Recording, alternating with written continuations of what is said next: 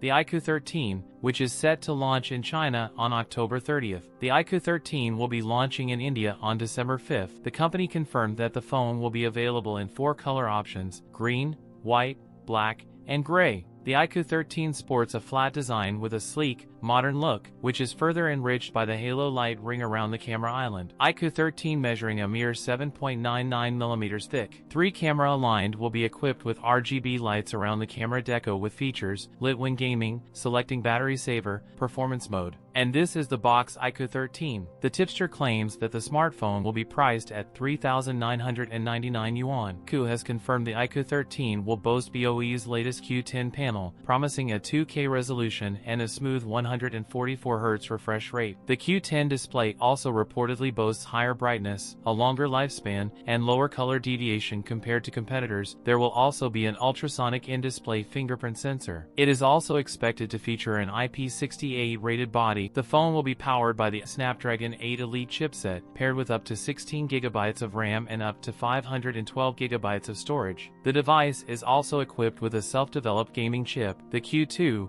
which supports PC-level 2K texture super resolution and native 144 FPS gaming. The brand has revealed that iQOO 13 has scored 3,159,448 points on the AnTuTu benchmark. Its feature a 50MP Sony IMX921 main sensor, 50MP Samsung ISOCELL-JN1 ultra-wide sensor, a 50MP Sony IMX826 telephoto camera with 2x zoom. The phone could pack a 6,100 mAh dual-cell battery with support for 120W fast charging. Wireless charging is expected to reach 50W. The starting price could be around 55,000 Indian rupees. That's it for today's video. If you enjoyed it, don't forget to like, comment, and subscribe for more content. Thanks for watching, and I'll see you in the next one.